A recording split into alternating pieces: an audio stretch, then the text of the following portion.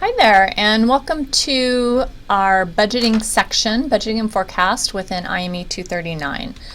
We are going to talk about some general guidelines in the budgeting process, which you'll have seen or will see in the other videos you're going to watch.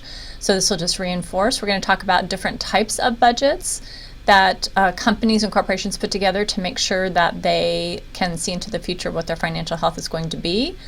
And then we're going to talk about why budgets are important and how the processes of comparing them to their actual to what actual performance is and making adjustments to that. Okay, so let's get started. So budgeting guidelines. So the first thing, notice the yellow text box at the bottom. Financial statements typically show history.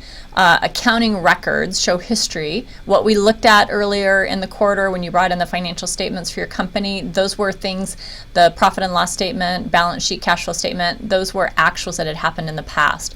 What we're doing in budgeting is we're looking into the future. We want to find out, what do we think our profit's going to be in the next year, 5 years? What do we think our inventory levels are going to be? And then therefore some of our financial ratios. What is our cash positioning going to be? Are we going to have enough to run the company?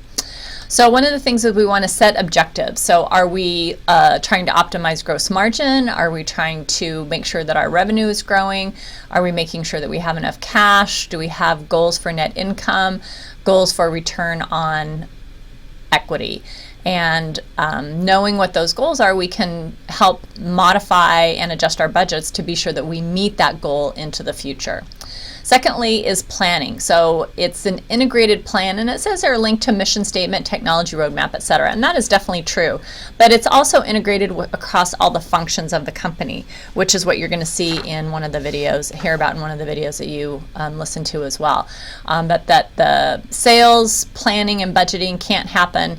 Well, I guess it can happen independent of production or operations, but it should not. It should all be integrated because they drive each other. So for example, if sales says they want to sell 1 million units, but production can only build 500,000, then there's a mismatch there, right? So they need to be integrated. And it does need to support what the mission statement of the company is too, and the technology roadmap, what kind of technology we're going to grow to. And maybe I'll talk on that a little bit more when we get to the capital budget. Thirdly is, do we want a detailed plan or do we want a high-level plan? So you can see there in my little notes, are we looking at the current quarter, which means we'll be looking at a lot of detail down into the chart of accounts, which you'll have researched already, like how many people do we have employed, what are the labor rates and therefore total labor costs, how much are we paying in utilities, what is the cost of raw material by item, versus if we're looking at an AOP, stands for annual operating plan, or certainly 5-year, it's going to be a much higher level. We're going to say in general our operating expenses should be, X% of our sales, or it's been about $1 million given this activity level, and so we'll adjust it based on activity level, but much higher level for the AOP. Annual operating plan or 5-year plan versus very detailed in the current quarter, and also seeing what our actuals are to date in the current quarter too, versus an AOP, we're just strictly annual operating plan, strictly looking forward.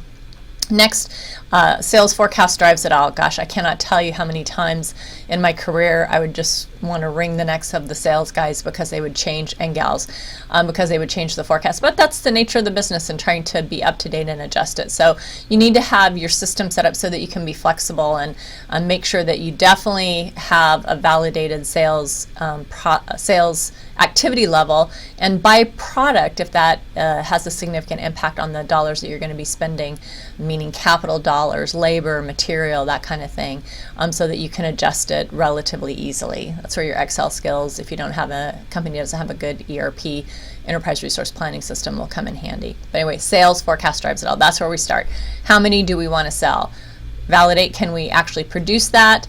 And then what cost do we need in order to produce that at the product or product family level detail?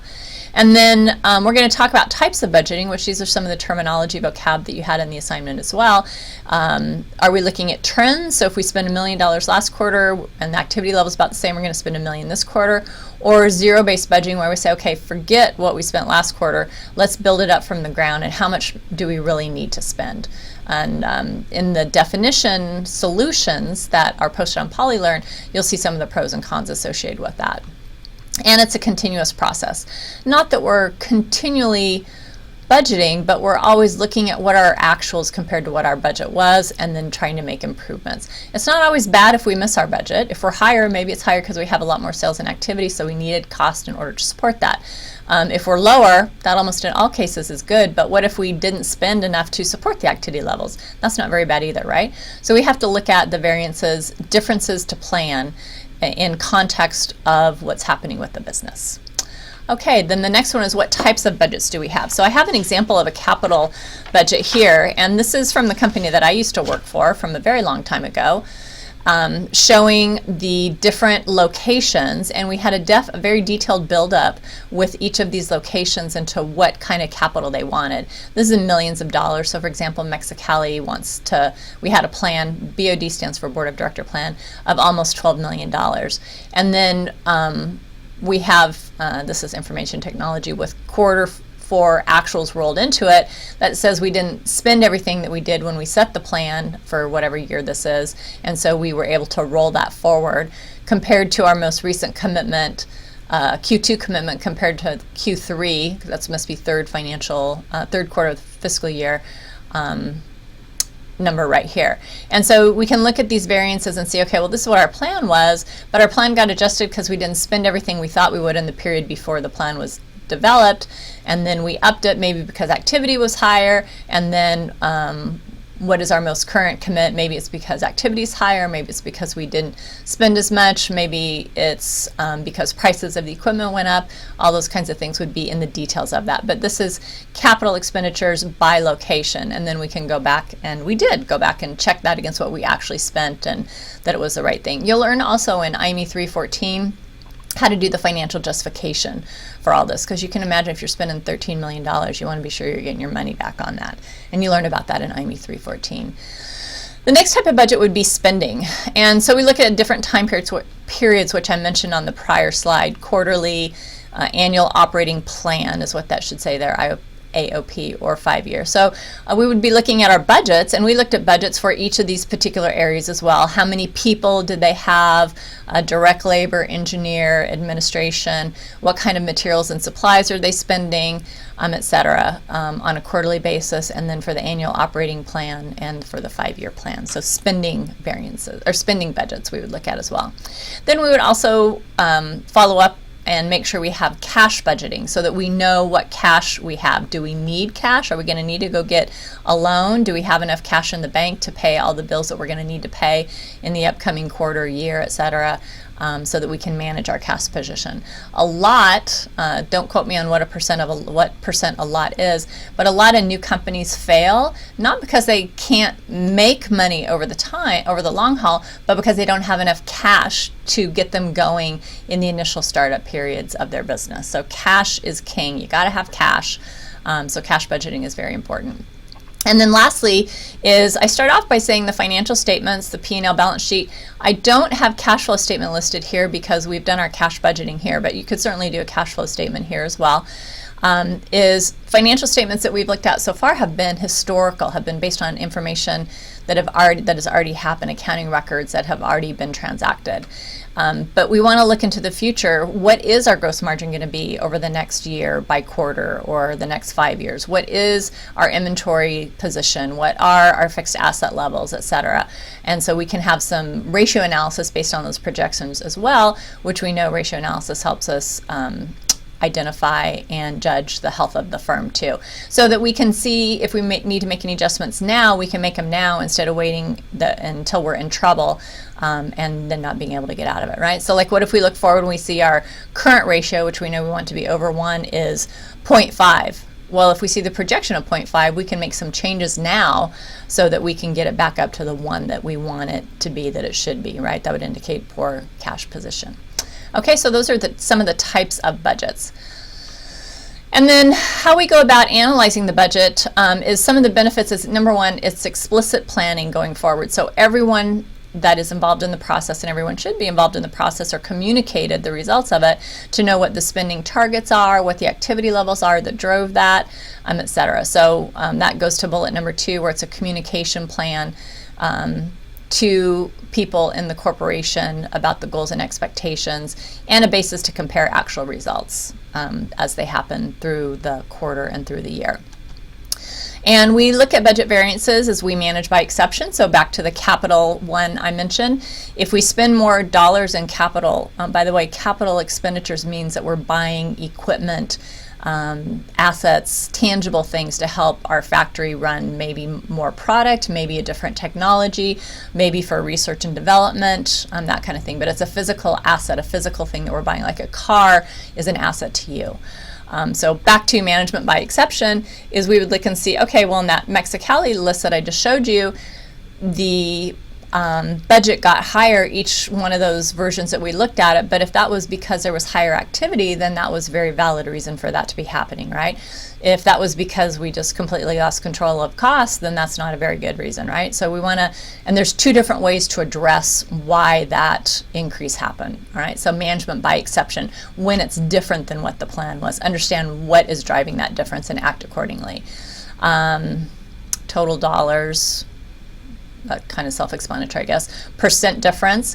So if I have $100,000 of variance, like higher or lower against a let's say $10 million plan, $100,000 is a lot of money, but $100,000 is a very small percentage of 10 million. And so what do I really expect my accuracy to be? I'm going to say 100,000 variance is not that bad in that case. But if my total budget was $1 million, and I had a variance of $100,000, that's 10%, and so then that's a little more significant, so I'd probably want to understand what the case is. So by total dollar off, which would be that $100,000 example I just gave you, and by percent difference, which if it's 0.1% versus 10%, I would have a very different analysis and depth that I would go into figuring that out. And then we want to interpret favorable or unfavorable variances. Favorable, I would always think about it like this. Favorable means it's improving my profit, that my profit was going to be better. Unfavorable means this variance is going to make my profit be worse. And so I want to interpret those. Like I just mentioned before for the capital budgeting, if I spent more, but it's because of activity, then I spent more, but it's to support more activity that more than likely will help my bottom line, then that's probably not bad. Versus if it's higher because the cost of the equipment was understated or we didn't plan very well, then that's a different thing. So different ways to address those types of variances. And then flexible. This is one of your terms of flexible budget, is that we adjust the budget based on volume and then compare the actual to the volume adjusted budget instead of just the static budget that had happened there. All right. And then lastly, in class, I'm going to go over a Skyworks case study. So Skyworks is a company that I used to work for, and I'll show you some different budget analysis that we did or that I did while I was at Skyworks. Okay, so the wrap-up is we described the different types of budgeting, the guidelines, that it's for setting objectives, for planning, for communicating out to the general population, and those types of activities. The different types, so we have the capital, which is the assets that we buy, the operating, the spending budgets, and then cash and financial statements. I should have noted in here, I didn't say sales budget, but really part of the operating is what are the sales levels, what are the quantities, and then the budgets to support that is really what I consider part of operating. And then based on that, we can build our financial statements because we can build our cost of goods sold here, right? We have our SG&A, sales, general administrative, so that we can then put a P&L together as a result of that. And then a balance sheet too, because we would be forecasting what inventory growth or depletion we would have as a result of the activity versus what we were spending. And then we analyze and communicate the budget versus actual, really analyzing the favorable and unfavorable, what is driving the variance to happen, and taking the appropriate action on that. Okay, I'll see you in class. Thanks.